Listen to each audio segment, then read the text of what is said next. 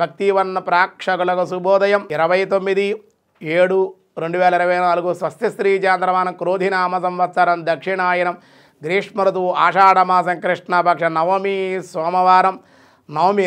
రాత్రి 8:40 వరకు భరణి నక్షత్రం మధ్యాహ్నం 2:32 వరకు వర్జన్ రాత్రి 1:58 నుండి 3:29 వరకు దుర్ముహూర్తం ఉదయం 12:31 నుండి 1:22 వరకు మళ్ళీ మధ్యాహ్నం 3:05 నుండి 3:36 వరకు సూర్యోదయం 5:40 సూర్యాస్తమయం 6:31 అమృత ఉదయం 10 గంటల నుండి 11:30 వరకు రాహుకాలం ఈరోజు ఉదయం 7:30 నుండి 9 గంటల వరకు రాహుకాలం ఈరోజు శుభ సమయం లేదు గండయోగం రాత్రి 10 గంటల వరకు తైతుల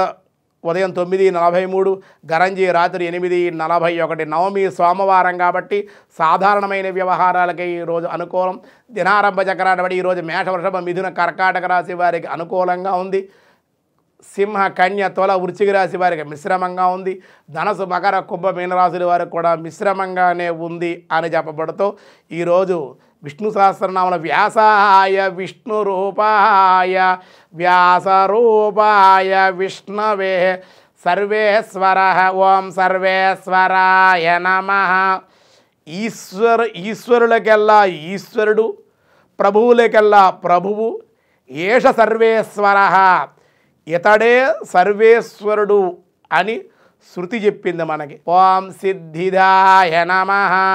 ఓం అని చెప్పారు పొందదగిన సమస్త సిద్ధులను ఉండేటువంటి వాడు ఇకైనా పొందదగినటువంటి సిద్ధులు లేనటువంటి వాడు ఎప్పుడూ ఉన్నవే అవన్నీ కూడా ఆయనలో మవాప్తవ్యం అని గీతలో చెప్పినట్లుగా సర్వసిద్ధులు కలిగినటువంటి వాడు అవి ఇచ్చేటువంటి వాడు తరగనటువంటి వాడు కూడా